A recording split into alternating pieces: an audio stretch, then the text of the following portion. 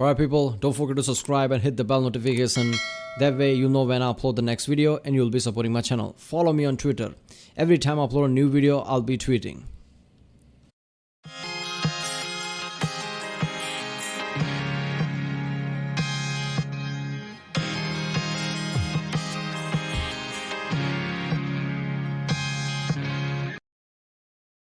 Ladies and gentlemen, I'm G-Rex and this is Evolution of French Uniforms, animated history by the channel The Armchair Historian. Yeah, so I already did the Soviet one, German one and American one, I think. And I saw this, I guess, pop up on my, notification feed like, yeah, alright, I guess let's do this one. I like seeing this evolution of type of videos from Armchair Historian. It's really unique thing to see how it progressed throughout the time because of the events that happen or some cultural changes.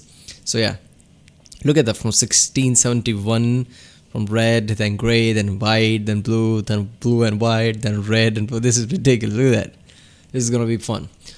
Remember people, if you like my reaction, don't forget to subscribe, check out the reaction, there's a link in the description, check out the link cards, and yeah, let's watch it. Our new Evolution of French Uniforms poster over at store.armchairhistory.tv.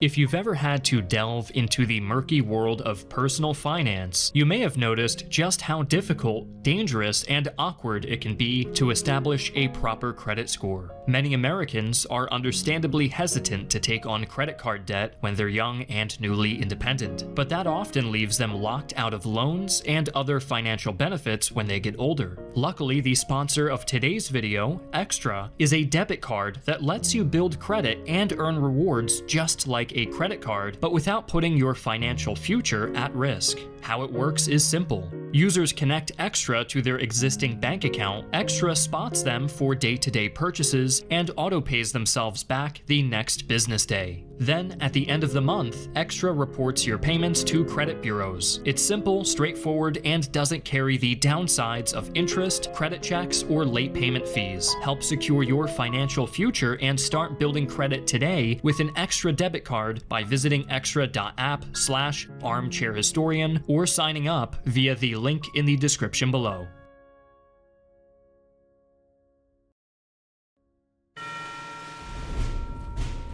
The 1600s saw a slow but steady transformation of the French army from an ad hoc collection of private levies and mercenary companies into a standing professional force who swore loyalty directly to the king.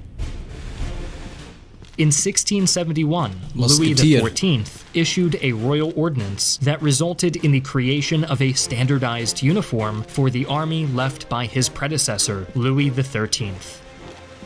After 1684... Yeah, I guess all these uniforms are free, long range, equipment thing, right?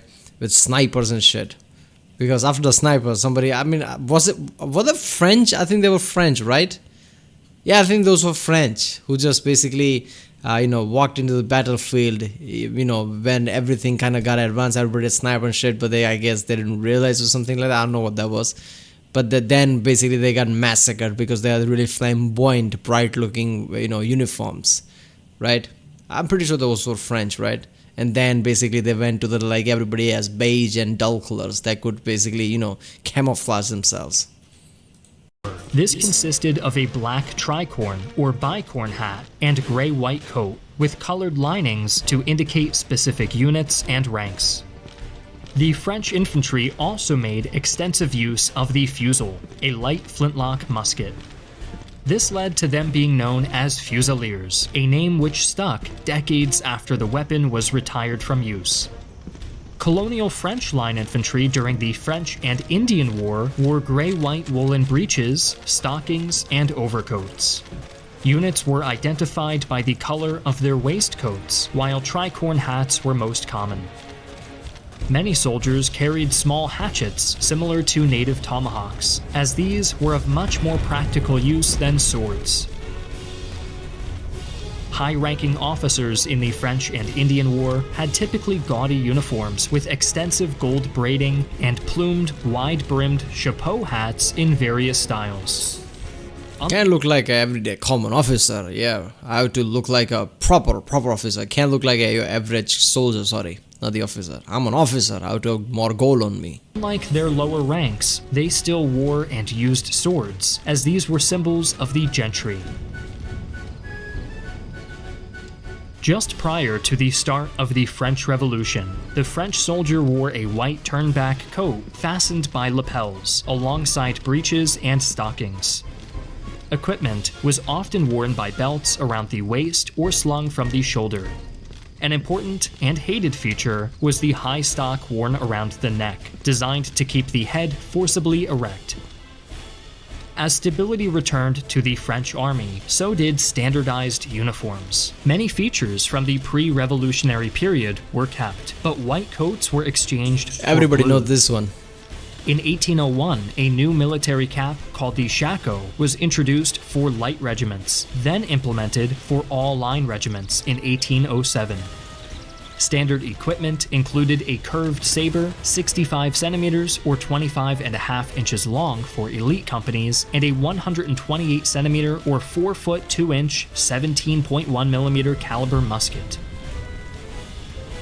The short and agile skirmishers of Napoleon's army were known as voltigeurs, or vaulters, and commonly wore green and yellow epaulets to distinguish them from the regular fusiliers.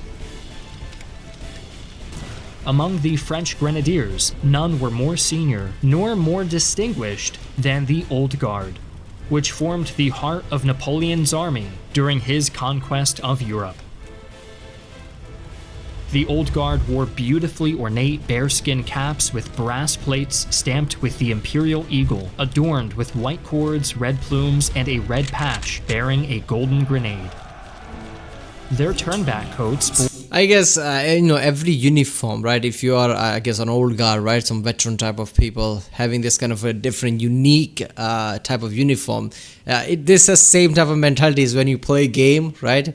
You want to look badass, you create some kind of an epic looking armor type of mentality somewhat, right? I mean, if you look different and kind of a badass compared to other, you already, your morale already goes up like, yeah, all right. And obviously this creates some kind of a psychological effect for enemy too. When an enemy sees somebody different looking like that coming towards you, like, okay, this is not some common soldier, all right? It's going to be a problem. Or an additional pair of gold grenades, in contrast to the red grenades worn by the regular grenadiers. As the Bourbon dynasty expanded the empire overseas, they began recruiting heavily from local populations. Among these were the Zouaves. Initially imported from North Africa, but eventually recruited from all over Europe. Wearing open-fronted blue jackets, Sheshia headdresses, and thick baggy trousers, the Zouaves were superb light infantry and earned decoration after decoration in French service. In 1831, King Louis Philippe established the French Foreign Legion, one of the most famous and long-lasting military units in history. Initially stationed in Algeria, the Foreign Legion was, as its name implied, intended to be made mainly of foreign recruits. Legionnaires who participated in the Second French Intervention in Mexico used the Model 1859 carbine and often adopted Zouave-style braided jackets and fezzes to help cope with the heat.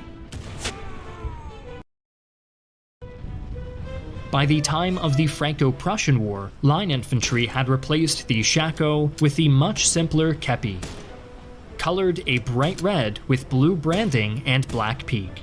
The standard uniform was also blue, with trousers dyed madder red. I guess blue and somewhat yellow sometimes is kind of a trend with French uniforms so far. Obsolete musket technology was also replaced by the Chassepot bolt-action breech-loading rifle that was among the best infantry weapons of the era. Despite their defeat at the hands of the North German... The late 1800s and then obviously 1900s, the guns got a bit better, right, compared to the muskets, right, bolt action and everything like that. Federation in 1871, the French maintained a powerful colonial empire. While working to establish a French protectorate in Vietnam, the French Marine Infantry of the Tonkin Expeditionary Corps wore the M78 colonial helmet and white trousers with a black belt and 2 pouches. Half a century later, the soldiers of the French Third Republic marched into battle still wearing their highly recognizable blue and red uniforms and equipped with the M93 Lebel rifle, the first standard infantry rifle to use smokeless powder. Unfortunately, the weapon was also excessively long for trench warfare, while the bright blue French coats made them easy targets for enemy fire. Oh, wait a minute. So I was talking about World War One. I don't know how I forgot about that. So it was French, right? In World War One, when things got way too serious, I guess, long range weapons and sniping became more and more frequent. I guess French didn't get the memo, right? They were still wearing bright uniforms and shit. And basically, it was a massacre before they realized. Likewise, French officers were easily identified by enemy snipers thanks to the gold trim on their kepis and gold cigarette lacework decorating their coats. After their baptism by fire, the French quickly dispensed with their bright red trousers and introduced new horizon blue overcoats. They were also the first major power to issue steel helmets, beginning with the M15 Adrian helmet in 1915. French soldiers frequently copied the British puttees, or cloth wrappings around the ankles and lower legs, to help deal with the perpetual mud and blood of the trenches. As with many nations, I don't get it. Why didn't they use a more, beige, muddy type of a color than blue? I get it, blue is their thing. But I guess in the war, especially in the mud type scenarios in trenches and everywhere, wouldn't that kind of color be better? Would camouflage at least at the evening, at night, right? People would have a hard time spotting you. It doesn't matter how dull a blue is. You would see that, wouldn't you? It would be easier to, I guess, find you. The French Air Force began as just another branch of the army. Formed in October of 1910, it was a pioneering force in early aircraft design. French pilots wore blue uniforms like their army counterparts, but donned extremely thick wool-lined overcoats and padded leather hats and goggles before climbing into the open-air cockpits of early fighter aircraft. By the start of the Second World War, early fighter aircrafts though. Holy shit. First of all, this is pioneering things, so very early things, right? So I guess, air fighting is kind of new around this time. I mean, imagine, people are obviously, flights are not that secure around this time, even commercial flights and things like that, right? So people already have somewhat fear of flying. And at that time, now you have to fight on air with a plane, fighting with bullets. What was going through all those, Air Force pilots' mind at the time? Like, holy shit. Like, I have to fly and shoot at people? That would be some ridiculous time. I mean, what was the casualty rate, right? 5 out of 3 crashed or something? Because that would be the case, right? The French had done away with the blue uniforms entirely and replaced them with khaki. There you go. Infantry now wore a modernized version of the Adrian helmet known as the M26. After their defeat at the hands of the Axis, the new Vichy French government were allowed to keep a small army that was equipped with a mix of standard French gear from 1940 and German cast-offs, such as various pre-war models of the iconic German Stahlhelm. The Free French were a lot less lucky and were forced to rely almost completely on the British for supplies, resulting in uniforms more or less identical to those of their allies. To distinguish themselves. By this point, can this be called French uniform? Because, France kind of surrendered now. Who is left is kind of, relying on the allies to supply uniform. Can you really call this French? I mean, just because French people wore it, it's not really official French uniform by this point, right? It's very down low. From their Anglo-Saxon comrades, most Free French wore lapel badges with various symbols of liberty, such as the Cross of Lorraine. British influence on French uniform designs did not end with the Second World War. During the Indochina campaign, the Foreign Legion wore French M47 uniforms and bush hats with British webbing. Yeah, so this is a very good trend. Even in World War One, right, when everybody decided, okay, let's cool off with the bright color uniforms because it would be a problem, people still kind of kept up with their, country's color somewhat, like dull blue, dull green, whatever country has some color like that. In World War II, everybody just went with whatever, I guess, terrain they were at, right? With beige and, kind of a green, dull green, things like that. So by World War II, they realized, okay, fuck the country's color, right? It's just conditions matter, right? That kind of, but after World War II, when I guess World War II was so amped up, that everybody kind of, started to research on war elements and think about the war elements so much that after World War II, you can see a trend that everybody just kind of went for more of a camo than anything else, right? I mean, every country you see after World War II has this camo thing, right? If they're in some kind of green area, they would have green camo uniform like this. So it's not you can't find a country soldier by just seeing the uniform, right? It would be usually camo or something. It would be hard to see, right? Which country is this from? So after World War II, it just become camo, even up to this day. I guess battlefield just became like what conditions you are at, rather than what country you are from.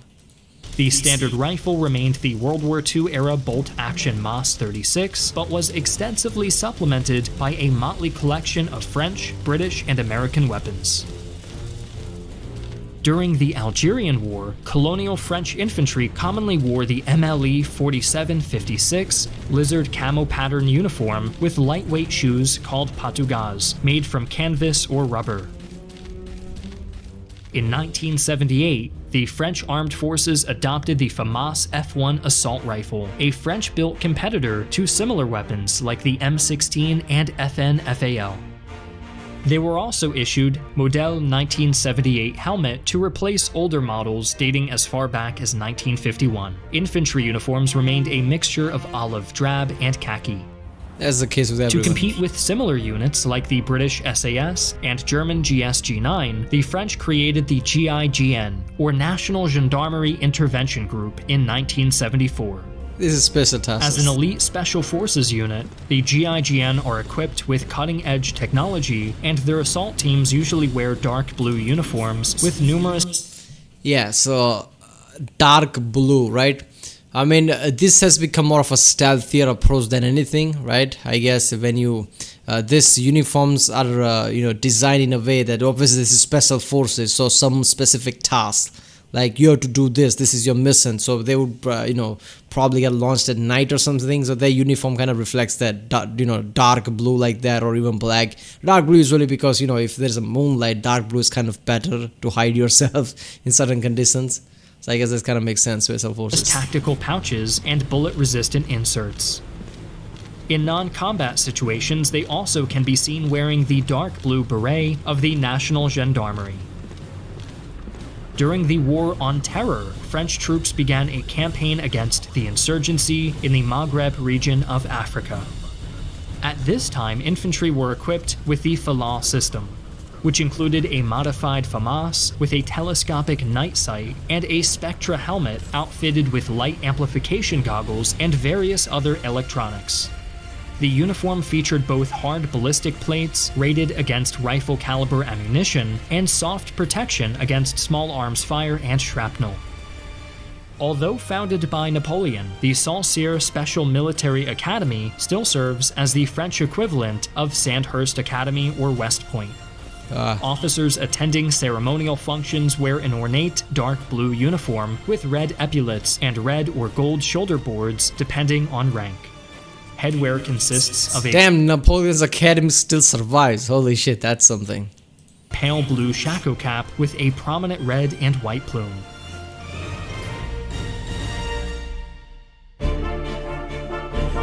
End credits, alright. Damn, look at the team. Armchair Historian has a big fucking team, right? Editors, art team, this and that. Alright. So, obviously it's a trend that after World War II, it kind of, is a mixture of how a country will approach certain things, but usually it depends on the terrain that they are at, camo, things like that. If it's special forces, dark blue or black, something like that.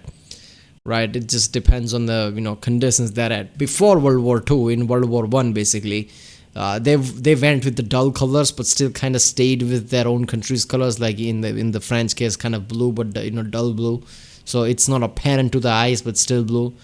I guess in their defense, in World War One, I guess sniping was a thing, but not as accurate as in World War Two. World War Two, obviously, we know all the White Death and things like that, or how ridiculous people were with the sniping, and how deadly World War Two was compared to World War One. Way too dangerous all around, right? They just saw World War One and just amped it up at a ridiculous level. So by then, everybody just went with beige and things like that, whatever condition fit. After that, all camo and things, yeah, it kind of makes sense. It's a trend with all the evolution videos I saw from Armchair Historians. Yeah, did I miss any evolution video? Right, like I said, I did the Soviet one, I did the American one, I did the German one. Right, check out the link if you didn't see. Just search with my name, I guess. Evolution of American Uniform CG Reaction. You'll see it in just search. But yeah. Alright, if you like my reaction, don't forget to like and subscribe so I know which type of videos to react to more, which type of channels to react to more. Check out the reaction, I did this link in the description, check out the link cards, and yeah, I'll see you next time.